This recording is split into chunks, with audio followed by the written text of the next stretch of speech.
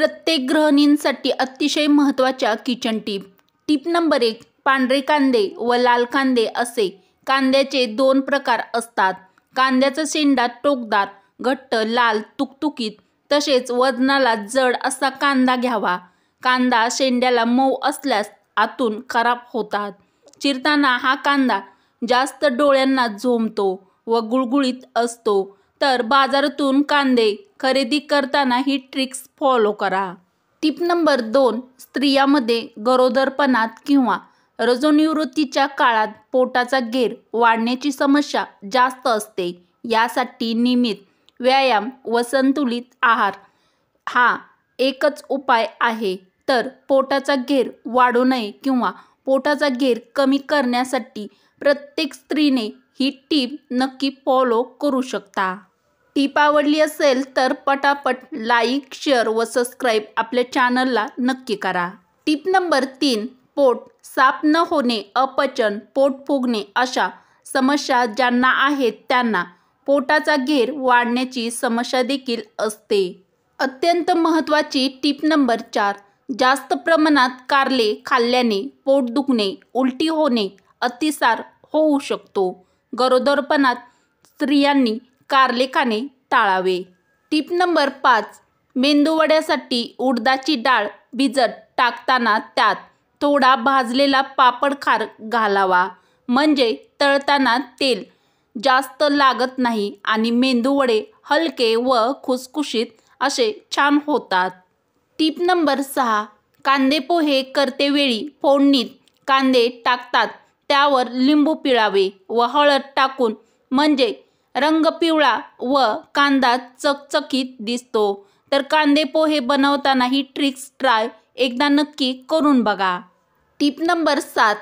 दररोज सकाळी कारल्याच्या रसात 1 चमचाभर लिंबाचा रस घालून असे 2 महिन्यापर्यंत सेवन केल्यास शरीरातील टॉक्सिन दूर होऊन जाडेपणा म्हणजेच लठ्ठपणा कमी होण्यास मदत होते. तर लठ्ठपणा कमी करण्यासाठी ही ट्रिक्स ट्राय करा. टीप नंबर 8.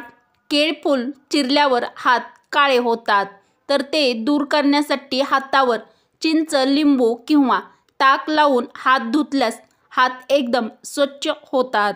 अत्यंत उपयोगी येईल अशी टीप नंबर 9. तमालपत्र व पिंपळाची साल समप्रमाणात घेऊन त्याचे चूर्ण बनवून घ्या व ते 3 ग्रॅम मधाबरोबर मिसळून चाटल्याने खोकला जातो किंवा बरा होतो. टीप नंबर 10. कपबशीवर चहा किंवा कॉफीचे डाग पडले असतील तर बेकिंग सोडा आणि लिंबाचा रस याचे मिश्रण चोळून 10 मिनिटे कपबशी तशीच ठेवा व नंतर पाण्याने स्वच्छ घासून धुवा. यामुळे कपबशा नव्यासारख्या चमकतील. तर अतिशय महत्त्वाची ट्रिक्स आवडली असेल तर पटापट मैत्रिणीपर्यंत शेअर नक्की करा. टीप नंबर 11. केसांची मेहंदी भिजवत असताना त्यामध्ये थोडेसे दही, लिंबू रस आणि आवळा, रिटा, शिकाकाई पावडर त्यामध्ये घाला. यामुळे केस गळती थांबते आणि केस काळे देखील होतात. प्रत्येक गृहिणीने लक्षात ठेवण्यासारखी टीप नंबर 12. ढोकळा बनविताना त्यामध्ये सोडा फार जुना झालेला घालू नये. त्यामुळे ढोकळा स्पंजी होत नाही व फुलत देखील नाही.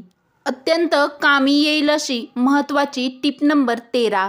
खूप जास्त सर्दी होऊन नाक वाहत असेल तर नॅपकिनमध्ये थोडेसे निलगिरीचे तेल टाकून त्याचा वास घ्या. लगेच सर्दीमध्ये आराम मिळेल. प्रत्येक गृहिणीने लक्षात ठेवण्यासारखी टीप नंबर 14. किचनमध्ये कोणतीही वस्तू खरेदी करताना ती फॅन्सी व नवीन पद्धतीची खरेदी करावी. यामुळे आपल्याला काम करताना उत्साह वाढतो. तसेच घरात वस्तू देखील मॉडर्न दिसते. प्रत्येकाच्याच कामी येईल अशी टीप नंबर 15. केस लवकरच वाढवण्यासाठी आणि पांढरे न होण्यासाठी केसांना भोपळ्याचे उकळलेले पाणी लावावे. तर पांढरे केस झाले असतील तर ही ट्रिक्स ट्राय करून बघा.